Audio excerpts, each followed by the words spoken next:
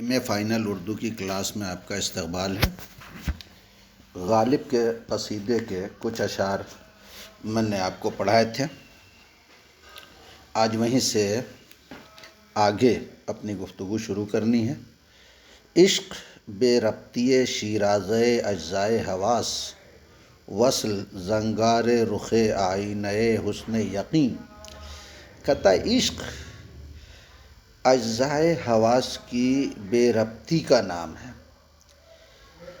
غالب کہتے ہیں کہ میرے زمانے میں عشق شیرازۂ حواس کے منتشر ہو جانے کا دوسرا نام ہے۔ ان کی مراد یہ ہے کہ آج کے زمانے میں عشق حقیقی مفقود ہو چکا ہے، لوگوں نے بے حواسی کا نام عشق رکھ لیا ہے۔ وصل زنگار رخ آئینہ حسن یقین، کہتا جس طرح عشق بے حواسی کا نام ہے، اسی طرح وصل بھی آئینہ یقین کے زنگار کا دوسرا نام ہے۔ یعنی عہد حاضر کے زمانے کے لوگ جیسے عشق سے محروم ہیں، ایسے ہی یقین سے بھی محروم ہیں۔ اگر انہیں یقین حاصل ہوتا تو ذات واجب کا جلوہ انہیں خود اپنے اندر دکھائی دیتا۔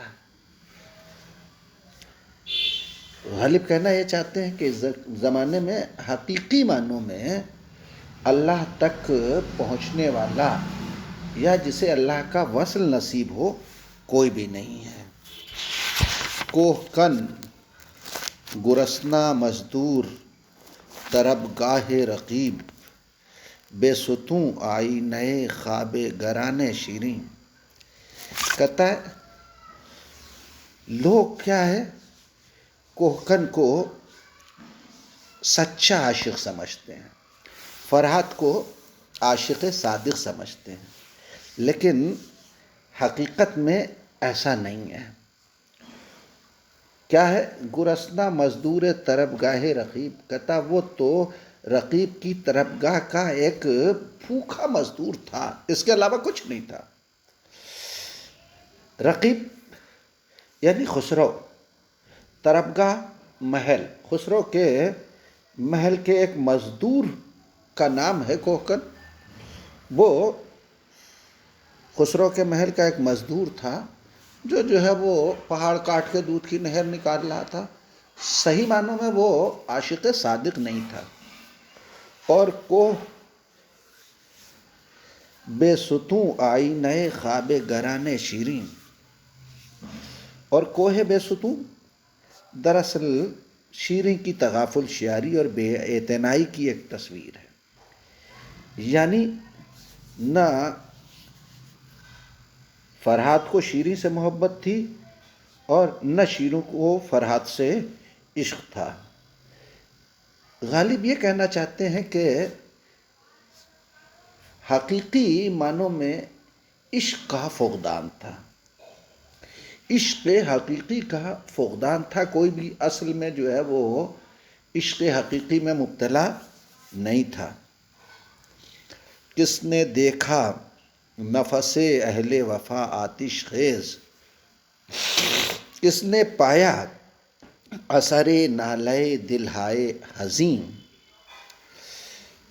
اپنے زمانے کی بے قدری کا غالب نے اس تشبیہ میں بہت اچھا نقشہ کھینچا ہے۔ وہ کہتے ہیں اس زمانے میں جو عاشق پائے جاتے ہیں ان کی آہ میں کوئی اثر نہیں ہے، آہ میں جو ہے وہ تاثیر نہیں ہے، کسی بھی عاشق کی آہ میں تاثیر نہیں ہے۔ کس نے دیکھا نفس اہل وفا آتش خیز، کہتا ہے اہل وفا کی سانسوں میں آگ گرمی کس نے دیکھی ہے؟ کس نے پایا اثر نالہ دلہائے عظیم، اور کس نے نالہ دلہائے حزین میں اثر پایا ہے۔ یعنی نہ کسی عاشق کی آہ میں کوئی اثر ہے اور نہ کسی عاشق کی فریاد میں نالے میں کوئی اثر ہے۔ کیوں نہیں ہے؟ اس لیے کہ یہ حقیقی معنوں میں عاشق ہیں ہی نہیں.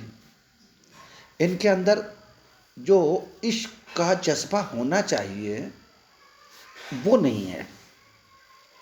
عشق صادق جو ہے وہ دکھائی نہیں دیتا ہے. مفہوم صرف اتنا ہے کہ جس کو بھی دیکھو وہ صرف ہوس کا بندہ ہے، اس کے علاوہ کچھ نہیں ہے، وہ عشق نہیں ہے. سامع زمزمہ اہل جہاں ہوں لیکن نہ سرو برگ ستائش نہ دماغ نفری. کہتا ہے دنیا والوں کے بلند و بانگ دعوے تو سن لیتا ہوں، سامع زمزمہ اہل جہاں ہوں.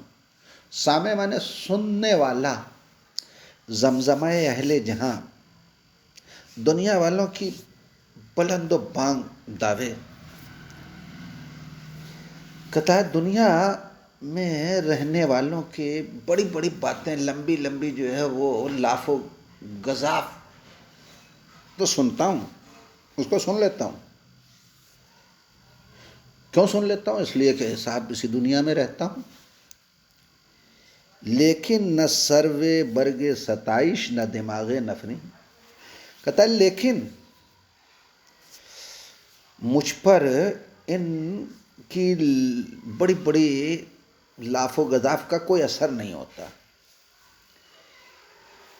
نہ سرو برگ ستائش، نہ میں جو ہے وہ ستائش کے سرف کا کوئی پتا ہوں، یعنی نہ میں کسی کی تعریف کرتا ہوں، نہ دماغ نفری، اور نہ ہی جو ہے وہ دماغ میں کوئی ان سے نفرت ہے.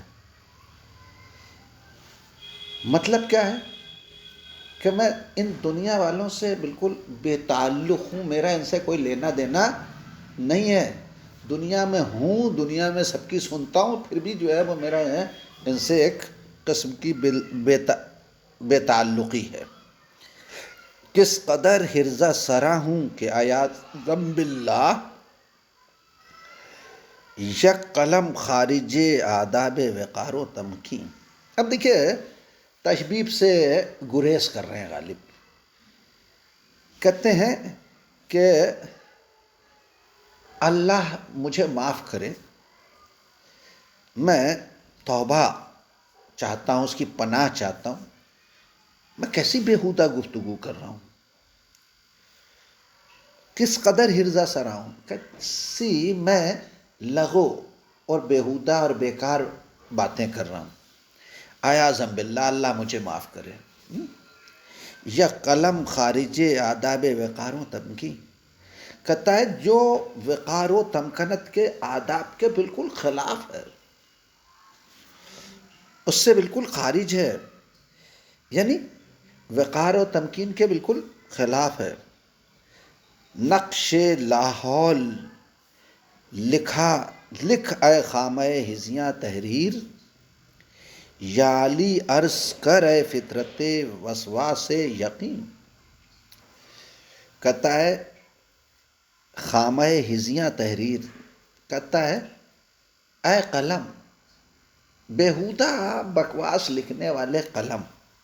خامہ ہزیاں تحریر، بیہودہ بکواس یا بے ربط گفتگو لکھنے والے قلم. اے میرے قلم، کہتا تو نقش لاہور لکھ. کہتا ہے لاہور کہا نقش لکھ. یا علی عرض کر اے فطرت وسواس یقین. کہتا ہے اور میری فطرت کو یقین کے وسوسوں سے دور کرنے کے لیے یا علی کا ورد کر. یا علی عرض کر، کہتا ہے بار بار جو ہے وہ یا علی کہتا رہے، اے فطرت وسواس و یقین. کہتا ہے میری فطرت سے وسواس دور کرنے کے لیے اور یقین کو پیدا کرنے کے لیے علی کا ورد کرتا رہے. مظہر فیض خدا جان و دل ختم رسول. کہتا ہے کون علی کا ذکر کر؟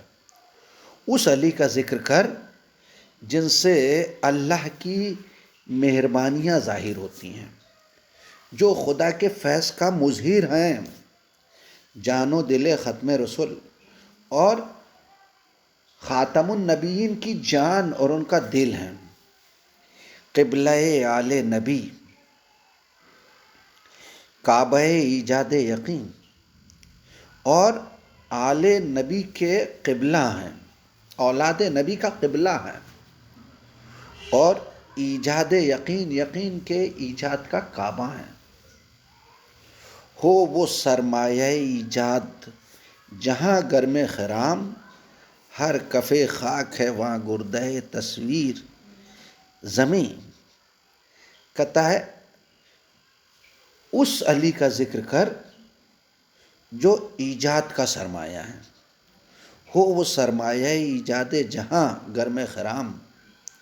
کہتا ہے جس جگہ وہ چلتے ہیں وہاں کی مٹی ایک نئی زندگی کا خاکہ بن جاتی ہے۔ ہر کفے خاک ہو وہاں گردہ تصویر زمین۔